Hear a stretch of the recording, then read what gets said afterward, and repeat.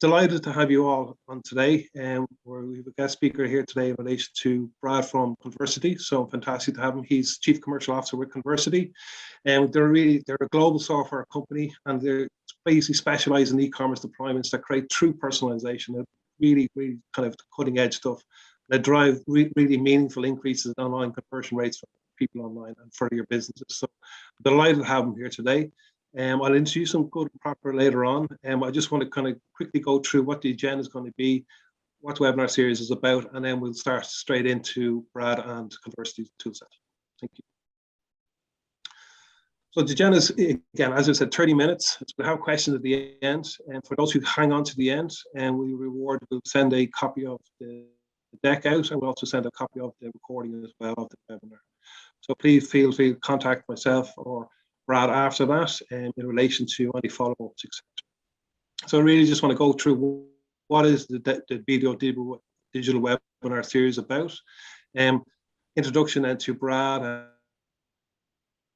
and his tool in relation to Conversity, and he'll go through personalization hacks, he'll some case studies and a demo as well. And then we'll have the question and answers at the end. So this the BDO digital webinar series really was kind of our answer to a lot of questions we were getting from clients in relation to the tech that's out there in relation to the online space. So we do have an e-service and digital consulting division within BDO. I'm the director of technology that oversees it. And we had one fantastic one there 2 weeks ago from Shopbox. We're blessed to have Brad Christian today, who's the Chief Commercial Officer at Conversity, and he will go through personalization as a catalyst for e-commerce growth. And then we have 3 further ones then going forward the next few weeks as well. It was really around kind of just allowing our clients to see what tech is out there in relation to online, will allow you to kind of build growth in your online space. So just very quickly, our services. So we do the full chasm of services across the digital spectrum. It's not just about building websites and making them beautiful. We do email marketing, UX design, automation, etc. We're blessed with a lot of retail clients who have had a very tough year, and that's why we partner with companies like Conversity and other people who are on the webinar series to actually see what is the cutting edge software that really kind of allows you to kind of raise above your competition in the online space from your e-commerce and online presence. Again, we can answer questions on any of these. We really have a growth mindset. It's not about building beautiful websites. It's really about increasing your online space and actually building kind of online sales across the board. And we do look at different marketplaces as well. We are based, in Ireland. We have offices in Dublin, Cork, Limerick, and Belfast. Well, we're actually part of BDO worldwide, so we're in 157 countries, and that allows us now with the online space, obviously, because there's no borders, to actually work with local BDO offices when our clients are trying to move into different markets. So again, it's a fantastic solution. We're blessed to have tech partnerships with the likes of Brad and Conversity, and that really allows us to kind of game change in relation to the online and allow our clients really to grow across different markets, but also different marketplaces as well. So the name of the game really is not just about beautiful websites, as I said before, it's really about growth. It's about building your online presence. It's about building customers, it's about retaining customers, and all the different nuances that are involved in actually doing that. So without further ado, I'd love to welcome Brad to the session today. Thank you very much for joining me. I know you're based in the East Coast in the States, Brad, so it's an early morning for you. So thank you very much for coming. My pleasure, Connor. Thank you for having me. I'm honored to be a part of the session. And good morning, everyone. Brad Christian here, Chief Commercial Officer here at Conversity Limited. As Connor said, I'm here in Atlanta, Georgia, but delighted to be with you this morning and hoping you'll get a lot out of the session here that we have set up for you with regard to personalization. Excellent. Thank you very much, Brad. Just before we jump in, can you tell me just a little bit about yourself? Sure. I've been with Conversity for about a year now, literally just celebrated my 1-year anniversary with them 6 days ago, and it has been a really interesting ride. I came from a customer experience background where I had worked with brick and mortar businesses focusing on, everything from please and thank you and how they executed inside of the store. So getting involved in Conversity was a big shift for me in terms of going from customer experience in a store to a bank, to a restaurant, to customer experience online. But I work with some really talented people at Conversity Limited, And I'm blessed to have some customers that I've learned a lot from in the last 12 months. So it's been, I guess they say, drinking from the proverbial fire hose, but it's been a great ride and I'm enjoying every minute of it. Excellent. Thank you very much, Brad. So just really, what is the big deal about personalization and why does it actually matter, Brad? So personalization, I think it's intuitive that all of us appreciate a personal touch. And if you think about what happens in a retail store, when you walk into a store, there's someone there who engages you. They talk to you and try to understand what brought you in, how can they help you, and there's an interaction that takes place so that you can wind up, making the right purchase. But what's happening online is nothing like what happens in a store, and the experience just isn't that good. Online businesses tend to be catalogs of products and services on the internet. It's kind of impersonal. There's just rows of pictures and prices and specs.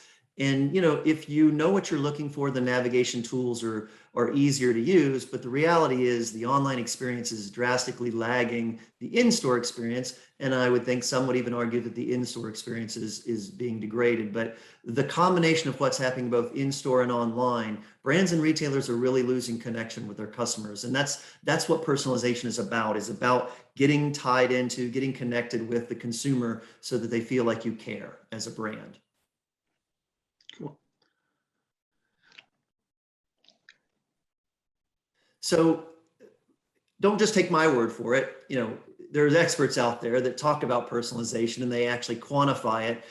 There were a number of metrics available to talk about this. Bloomreach, I thought, did a nice job of summarizing this in the fact that they're basically identifying that brands see an increase in sales of about 20% when they deploy personalization tactics. They further understood that 80% of shoppers are more likely to buy from companies that deliver a personalized experience, and 77% of shoppers have indicated that they've either chosen or recommended or even paid more for a product or a company that provides a personalized experience. So from our standpoint, the stats suggest that you need to be delivering a personalized experience. And so what today's really about is how can you do that? What are some tools out there that can help you take your e-commerce practice and take it up a notch in terms of personalization? Like the stats speak for themselves there, don't they? No question. Give you a second just to have a look at this, but I really like this cartoon. Kind of hammers home the issue that many brands face when it comes to the cookieless future as well, just in relation to all the tech that's going on in there and the GDPR, etc. That cookieless thing is going to happen. So if everyone can have a quick read of it there. Well, cookies were a way that companies could track what you and I, Connor, were doing online. And I think it was Google said about in January of 2020, they suggested that they were going to start blocking that. And that lets them join Safari and Firefox, who've already started blocking that. So if you're relying on that kind of data to know who your consumers are and what they're doing and where on your website they're going to be, you're in a situation because that data is increasingly less available to you. And so the idea that you need some kind of tool on your website that allows you to get that information, but you're not getting the kind of cooperation that you used to get, is not an insignificant reality. No, I agree. So just, I suppose, that leads us to your Conversity's offering, I suppose, Brad. It's an intelligent guided selling, and I can capture zero-party data. Is that correct to say? That's right. So, intelligent guided selling, intelligent guided search, IGS, there's a couple of different names for it, but, and I think on the next slide, we talk a little bit in more detail about what exactly it is, but it is the art of creating a branded retail experience on your website that allows you, the brand or the retailer, to ask what we call dynamic questions. And a dynamic question means that however you answer the first question dictates the second question that you get asked, so that each consumer and who they are, what their motivations are, what their interests are, dictates the journey that they get on your website. So please take away, if nothing you take away from this session, this is not a quiz, this is not a wizard, this is a dynamic journey that's being developed.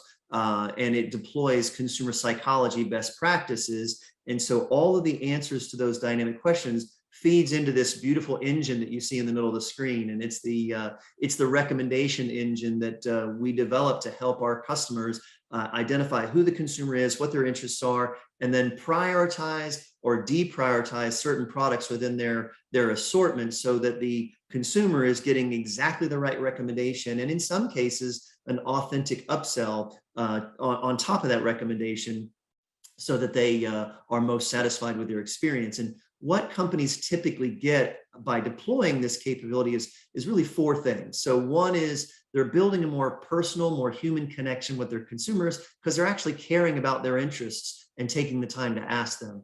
The second thing they get is better sales performance through higher online conversion rates and upsell.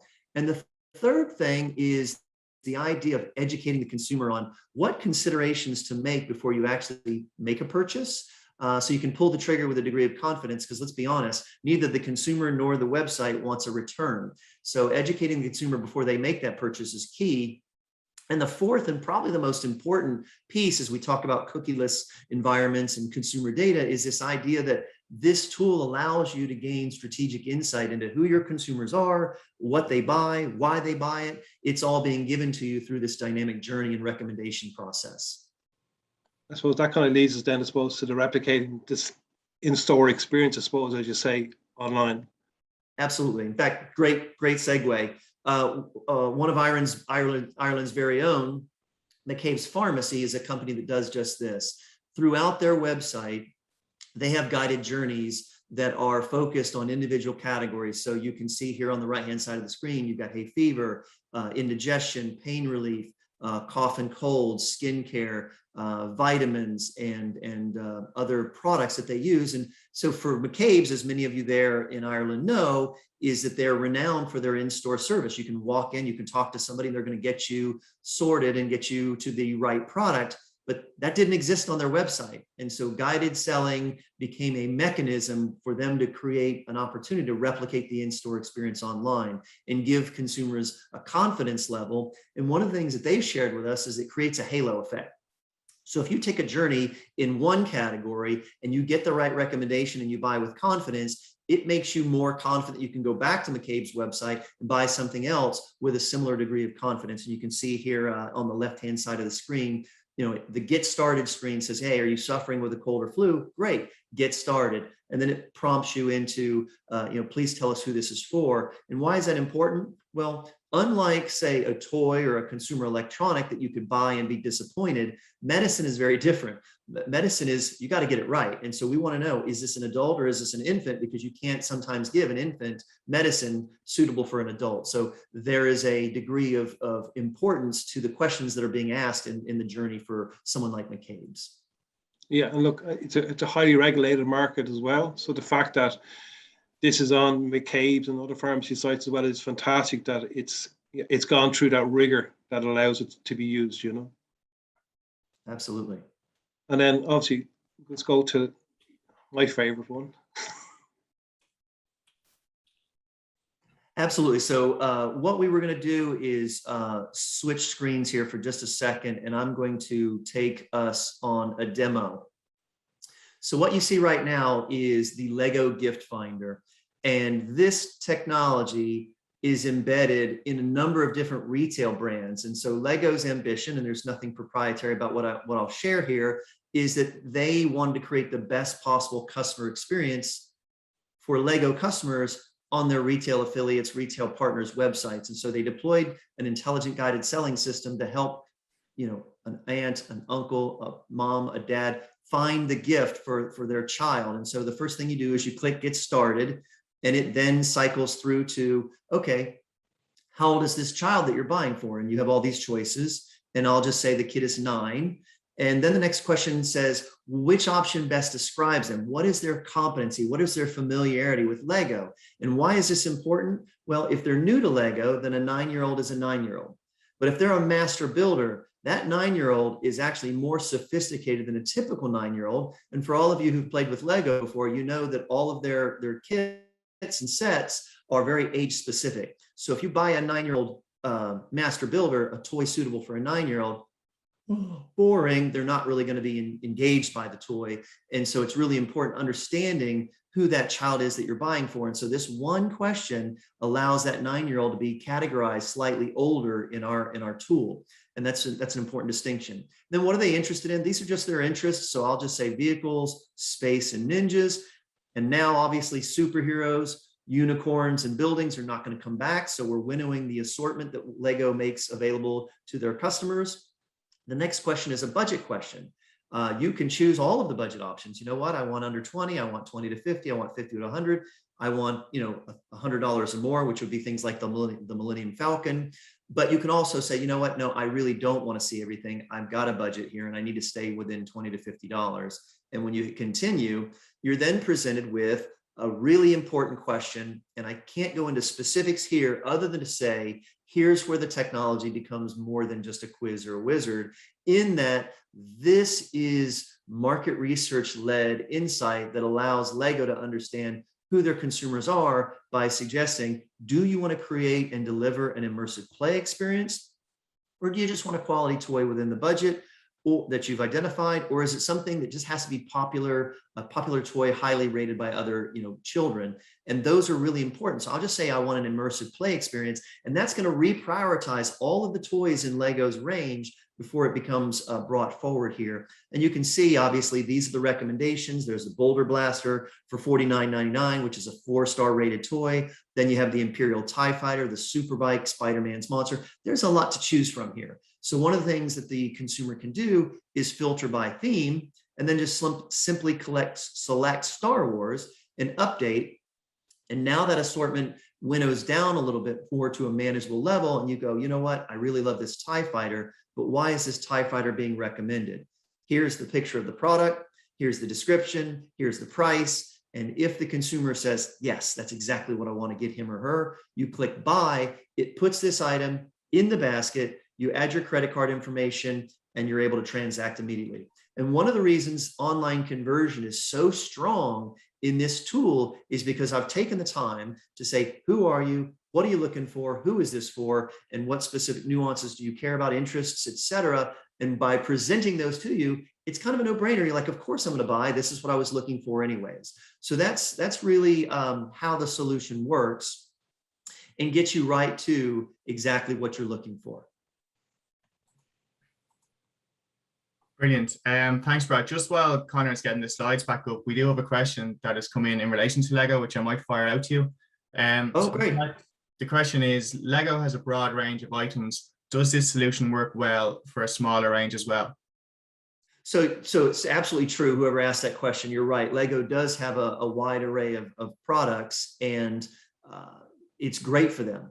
And we have clients that have thousands of items, but it's equally capable of delivering value even if you have 5 items. We have a home broadband company that just has 5 choices, but making sure that you're understanding who your consumers are, what they're looking for, and what they need. We have another company that has 14 SKUs.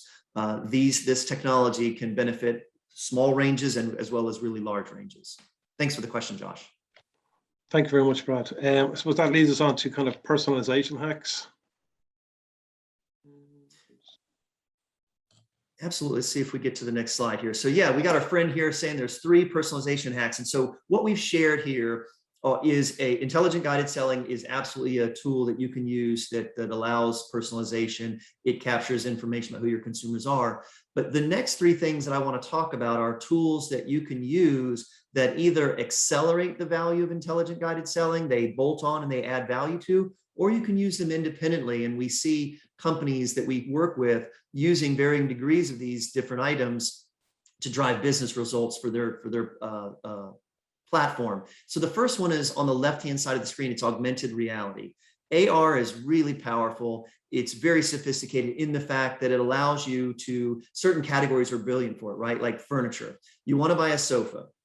You don't know what that sofa is going to look like in terms of whether it's going to fit in the room, whether that color is going to match well with the rest of your decor. So simply carry your tablet over, put that sofa on the wall. There you go. It's great. I'm now comfortable and confident that I can check the boxes and I can make a purchase. So really powerful. And there's a company called Seek XR that does a really nice job, and they've got some really interesting work they've done with both Lego and Nike. So you can check out their website. I think it's seekxr.com. The next tool, I don't know what it's officially called, but I call it negotiation tech.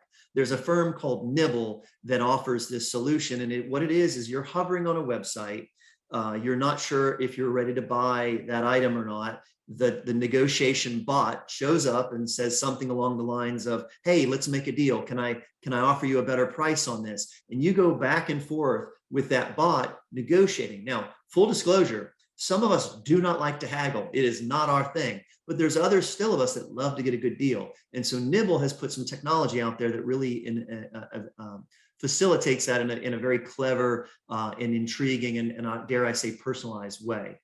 And then the third tool that I would mention here is VIBA.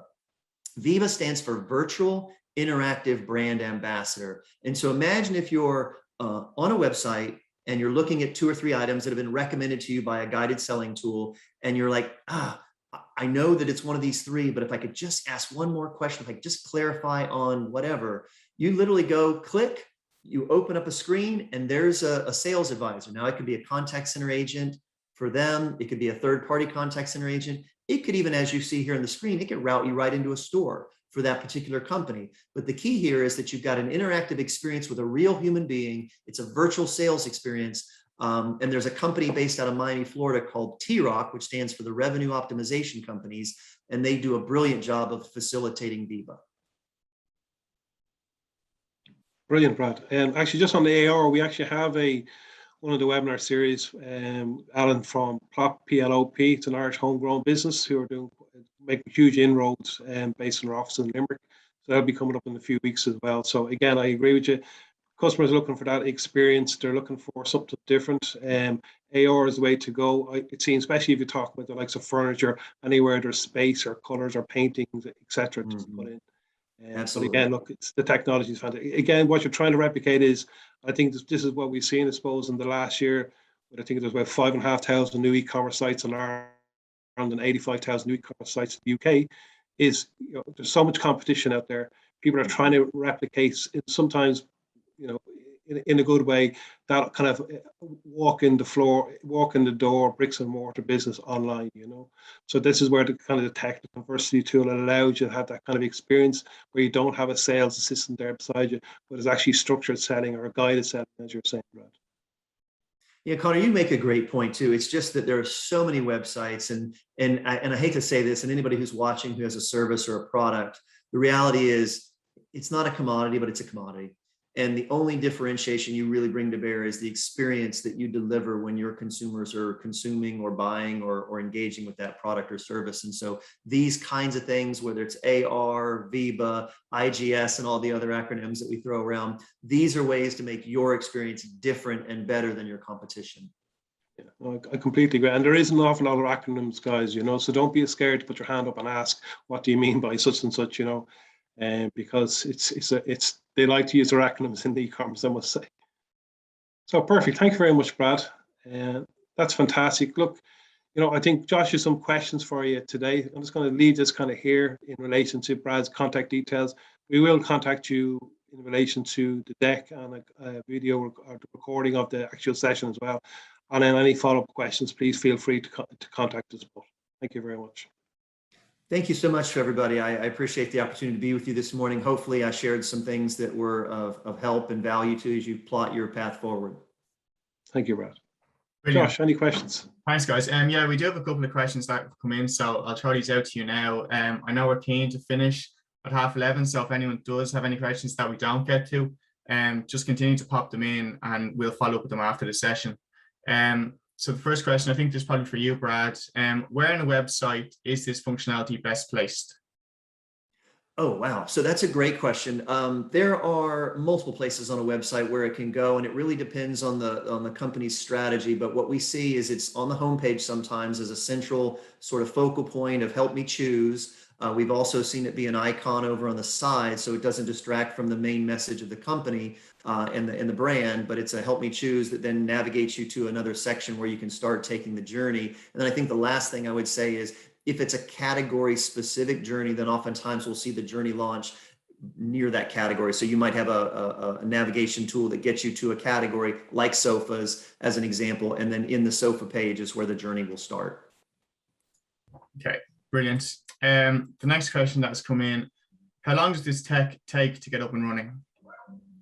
Well, that's a really good. So we typically say 4 to 6 weeks with an asterisk next to it. And why I say that is because we do have a number of approvals, everything from journey design to imagery, to terminology, the nature of the questions. All those have to get approved by the customer.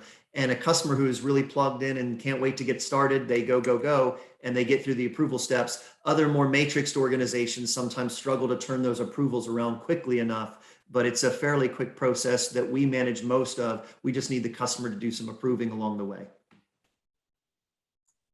And just on that, Brad, like, would the customer need like an IT person there to do this, or is this kind of like a low code, no code kind of solution?